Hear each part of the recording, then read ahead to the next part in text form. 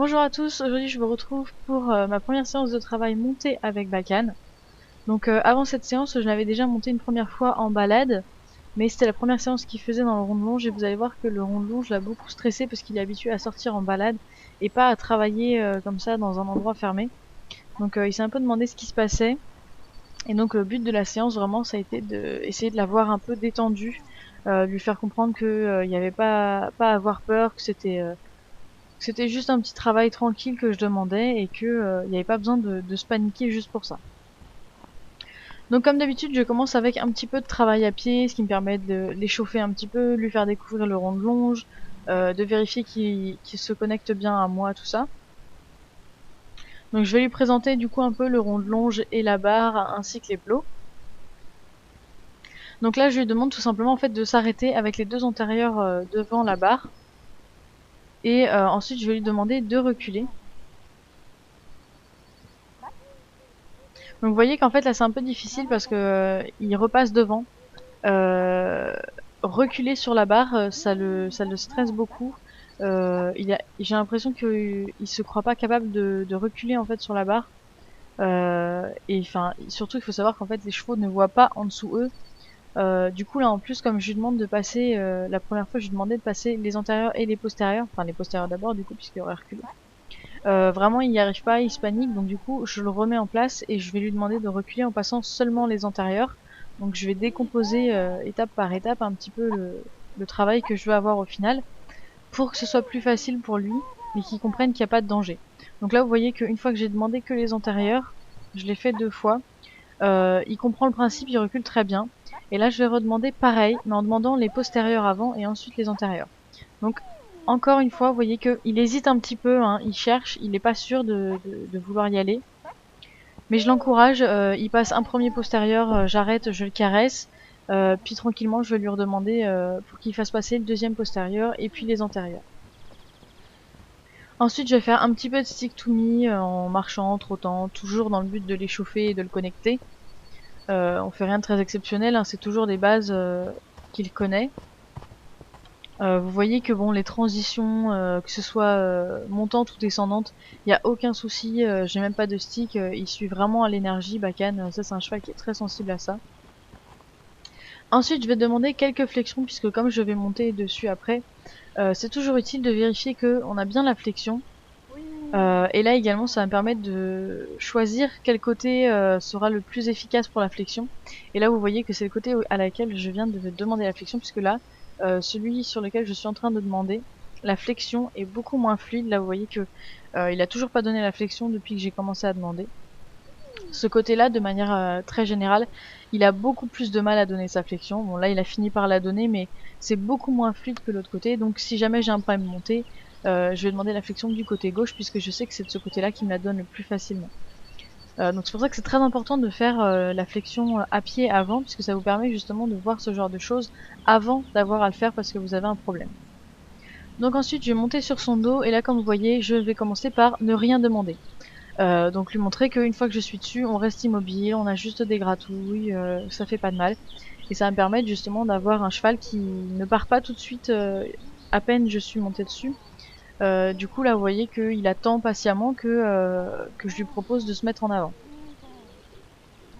Donc je vais commencer à détendre un petit peu au pas monté. Donc là vous allez voir qu'en fait pour le détendre, je vais faire ce qu'on appelle le jeu du passager encore une fois. Donc où je vais en fait poser mes rênes complètement et lui demander une seule chose, c'est de marcher. Donc vous allez voir que là voilà, j'ai plus du tout de direction, là j'agis absolument plus, hein. Je lui demande simplement d'avancer. Donc là il s'arrête une première fois face à la clôture. Je continue de lui demander de marcher. Bien sûr je n'agis toujours pas sur les rênes. C'est lui qui se remet en marche. Et vous voyez que là il va me faire des petits cercles dans ce coin là du rond de longe. Il veut vraiment pas s'en décoller, tout simplement parce que les copains sont juste de l'autre côté de la clôture, un petit peu plus loin, bien sûr on les voit pas, ils sont pas juste à côté, hein. Mais ils sont de ce côté-là, donc en fait il se met dans ce coin-là parce que c'est le côté où il est le plus proche de ses copains. Et là vous voyez de lui-même, à force que je continue à lui demander et tout, il commence à décider un petit peu de se détacher de ses copains. Et donc c'est vraiment super parce que du coup ça lui apprend à de lui-même prendre son courage à deux mains pour se séparer un peu de ses copains et me faire confiance pour rester simplement avec moi et pas avec ses copains. Ensuite, donc, je vais reprendre mes rênes pour commencer un petit peu un travail plus sérieux. Donc là, pareil, je demande un arrêt, comme c'est propre, je caresse. Je lui demande bien l'immobilité, on repart pas tant que j'ai pas demandé, ce que Bakan a tendance à beaucoup faire, parce que là encore une fois il le fait. Et dès qu'il s'arrête, je relâche mes rênes et je caresse.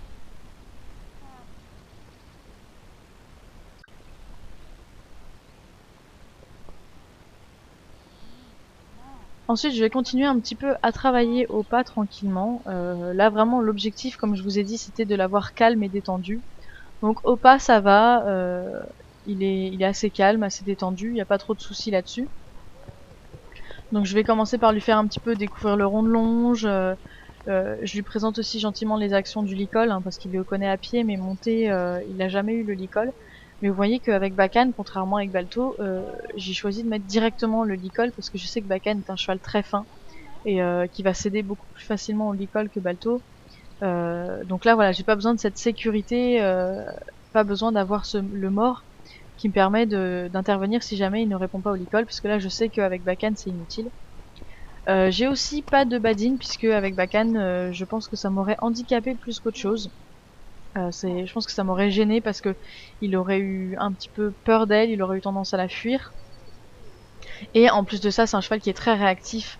Vous voyez qu'on ne me voit même pas fermer mes jambes en fait, parce qu'il n'y a même pas besoin de ça. Il part, j'ai à peine mon énergie qu'il est déjà en avant. Donc vraiment, la badine, j'en avais aucune utilité avec lui. Aucune utilité, pardon. Donc du coup, je l'ai pas prise. Alors, du coup, là, je travaille majoritairement sur la direction et les arrêts. Donc back-end, c'est assez spécial puisque là, vous voyez qu'il est très fluide sur sa direction. Là, c'est vraiment, vous voyez que j'ai rien dans les mains. J'arrive à le diriger presque uniquement avec mon poids du corps et mon focus. Mais autant parfois, il va se mettre à résister sur le licol et se braquer complètement. Et là, du coup, je vais être obligée de mettre un peu plus de tension dans mes rênes. Et il me fait souvent ça en fait pour revenir vers l'intérieur du rond de longe. Donc du coup, vous verrez que régulièrement, plus tard dans le travail, je suis obligée de vraiment ouvrir ma main externe pour vraiment essayer de le garder sur son cercle dans le rond de longe et pas qu'il revienne tout le temps au milieu. Donc là, vous voyez que les arrêts, ça fonctionne très bien, j'ai pas de soucis.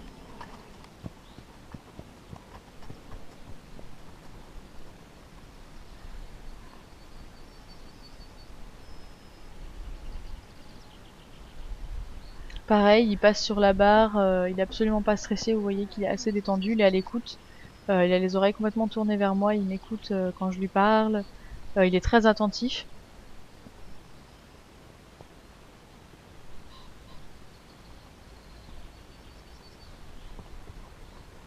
Donc là, je vais commencer à demander un petit peu des déplacements des hanches montées. Donc là, vous voyez que pour l'instant, il comprend pas. Donc je maintiens ma demande. Jusqu'à ce que là, il me cède un petit pas. Donc tout de suite, j'arrête et je récompense. Je vais pas demander plus parce que c'est assez difficile pour un cheval comme Bakan qui n'est pas très souple et un peu raide. Donc du coup, je demande pas trop. Tout ce que je veux, c'est qu'il comprenne mon action de jambe, déjà. Et ensuite, je vais passer au travail au trot. Et là, vous voyez que tout de suite, Bakan change d'attitude. Il a la tête complètement perchée en l'air. Il est vraiment plus dans un état de stress. Et il va monter dans cet état de stress petit à petit, en fait. Donc c'est pour ça que vous voyez que je fais de très courtes sessions de trot. Je le repasse assez vite dans le calme. Et là, vous voyez qu'il vient de me refaire encore un déplacement des hanches très bien. Donc pareil, je demande pas beaucoup, j'ai demandé qu'une seule fois, juste pour vérifier que il avait bien compris l'action de jambe.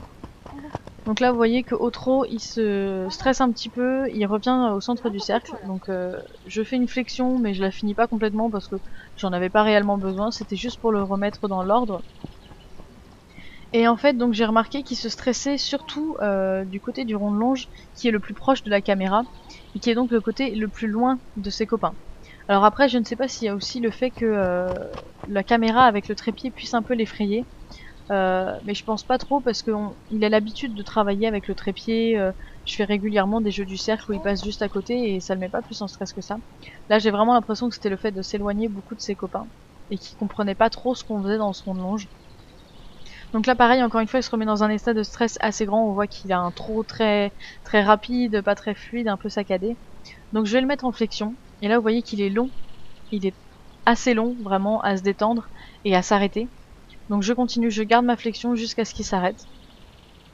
Donc là, voilà. Ma flexion, elle va vraiment me servir, pas réellement d'arrêt d'urgence ici, mais plus à recentrer Bakan. À lui dire, eh oh, mon gars, c'est rien, il faut se calmer. Parce que justement, en fait, tout de suite, en lui demandant la flexion, je vais un petit peu déconnecter son physique de son mental et du coup son mental va se recentrer sur moi.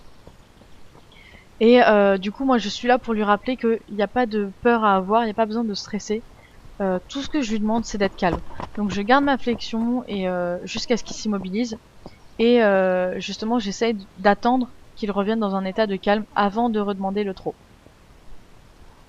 Et donc bien sûr à chaque fois que j'obtiens un trot un petit peu détendu, un peu plus calme, je le félicite et je l'encourage pour qu'il continue dans cette voie et qu'il arrête de se stresser. Là vous voyez pareil encore une fois il coupe le cercle, il revient à l'intérieur.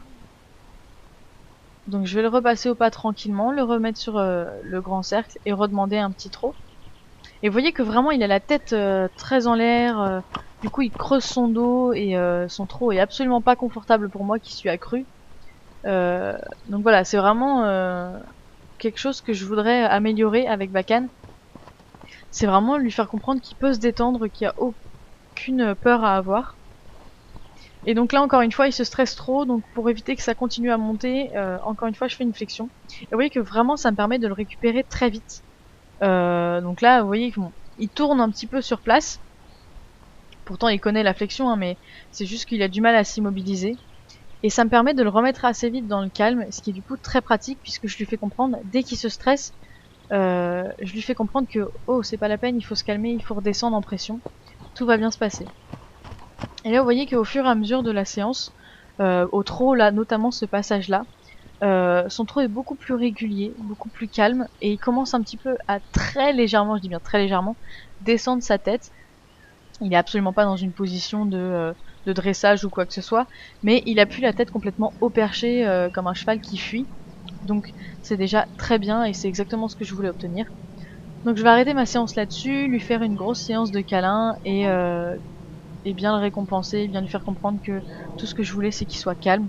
Donc c'est pour ça que je fais cette grosse pause câlin, pour bien lui faire comprendre que ce que je lui demande c'est loin d'être dramatique et que qu'il y a vraiment aucun risque que je lui fasse de mal ou quoi que ce soit.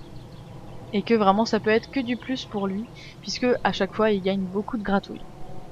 Donc voilà, j'espère que cette vidéo vous aura plu et je vous retrouve très bientôt pour une nouvelle vidéo.